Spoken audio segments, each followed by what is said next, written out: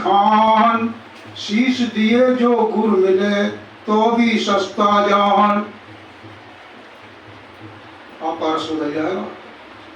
आप रुक्मिणी मंगल की कथा सुनी, ये 10वां अध्याय है भागवत में। आधे में 10वां अध्याय है श्री कृष्ण कथाओं का, आधे में और भागवत है। हम आपका थोड़ा रस बदल रहे हैं, हम ये जा रहे हैं श्रीमद् भगवद गीता की तरफ। फिर भागवत को फिर आ जाएंगे। गीता जी के 18 अध्याय हैं। उन अध्यायों से एक एक श्लोक छांट करके हमने 18 श्लोक की गीता बनाई, 18 श्लोक वाली गीता। इसका कोई एक पाठ करता है तो उसे पूरी गीता का ही फल प्राप्त होगा। गीता जी की शुरुआत जो होती है वो होती है पहले अध्याय से। श्लोक है, निमित्तानि च पश्यामि विपरीतानि केशवा न च श्रेयो अनुपश्यामि हत्वा स्वजनम आहवे। भगवान श्री कृष्ण महाराज और अर्जुन दोनों महाभारत के युद्ध के मैदान में खड़े हुए हैं। उस वक्त अर्जुन के अंदर एक विचार आया।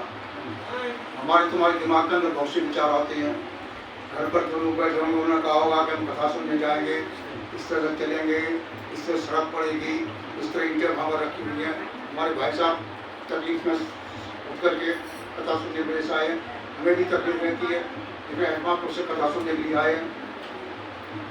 तो अर्जुन जी भगवान से कह रहे हैं कि मैं जिस निमित्त से यहाँ लड़ने आया हूँ, निमित्तानि च पश्यामि विपरीतानि केशवा, मैं यहाँ लड़ने आया हूँ, मैं लक्षणों को विपरीत देख रहा हूँ, क्योंकि मेरे ही परिवार की हत्या हो जाएगी, इससे मुझे कुछ श्रेय नहीं मिलेगा। ये अर्जुन का चिंतन था, विचार है।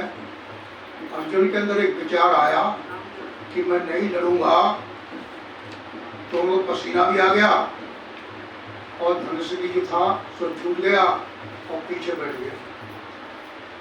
तो कृष्ण भगवान ने विचार दिए इस भागवत के द्वारा और श्रीमद् भगवद गीता के द्वारा और आदि रामचरितमानस के द्वारा, आदि ग्रंथों से हम आप सब विचार देते हैं। विचार ऊंचे होते हैं तो मनुष्य ऊंचा बन जाता है, और विचार नीचे होते हैं तो व्यक्ति जो है सो गिर जाता है, नीचे बन जाता है। विचारों खेल है। विचार ने एटम बम को जन्म दे दिया है, और विचार खराब होने पर व्यक्ति पागल हो जाता है, एक जज बन जाता है, तो निर्णय करता है, उसकी तनख्वाह भी 1 लाख रुपए की होती है। एक व्यक्ति जो है सो विचार कमजोर हो गए, विचार विकृत हो गए तो वही पड़ा रहता है। तो अर्जुन जी ने जब विचार दिया कि मैं लड़ूंगा नहीं, तो कृष्ण भगवान ने अपना विचार दिया। एक आध बात याद बनी रहेगी, जीवन में काम आएगी, जिसको हमारी बात अच्छी लगे वो बात बच्चों को सुनाए। श्री कृष्ण महाराज दूसरे अध्याय में कह रहे हैं कि योगस्थैर् कुर्कर्माणि संगम त्यक्त्वा धनंजया सिद्ध असिद्ध समो भूत्वा समत्वं योग उच्यते। बोलो श्री कृष्ण भगवान की जय। उन्होंने कहा कि अर्जुन तुझे कर्म करना चाहिए, बिना कर्म किए हुए कोई भी व्यक्ति रह नहीं सकता। कर्म तो अपने आप होते हैं। तो कहते हैं योगस्थ कुर्कर्माणि, योगी होकर के कर्म कर। एक कर्म योग के साथ होता है और एक कर्म भोग के साथ होता है। हम खाना खाने के लिए बैठ गए, भोजन कर रहे हैं, अंदर से आवाज आई कि अब मत खा। यदि यहीं पर उसने रोक लिया अपने को तो वो योगी हो गया। लेकिन वो खाता चला गया तो फिर वो भोग हो गया, उल्टियाँ होगी, टट्टियाँ होगी और विभिन्न रोग जन्म ले लेंगे।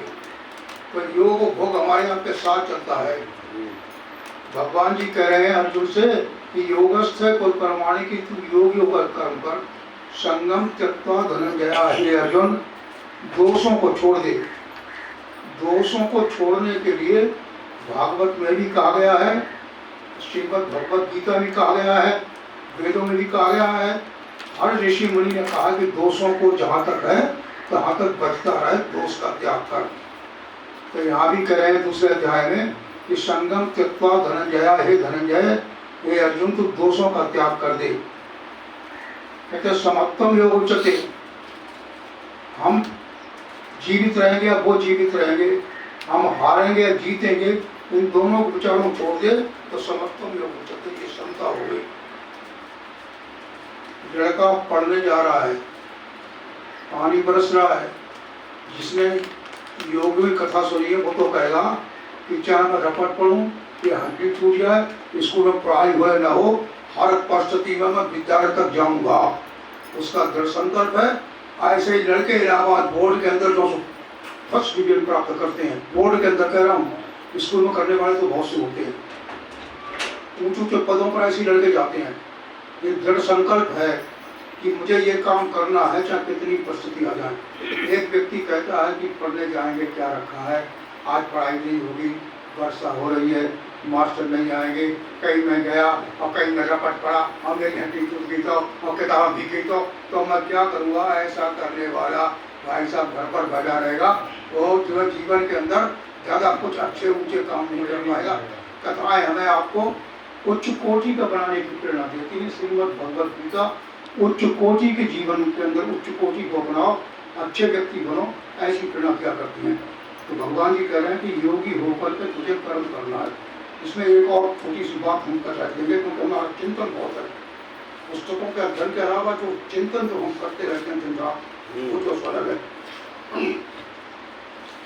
एक कोई व्यक्ति हमारे घर पर आ गया और उसने हमको सताया या फला वस्तु को हमारी बिना पूछे उठाकर जेब में रख दी, उस वक्त जो आप उसे दंड देंगे, वो दंड जो है वो दंड आप देना नहीं चाहते थे, उसने किया तो आपने उसे दंड जो दिया वो आत्म रक्षा के अंदर दिया।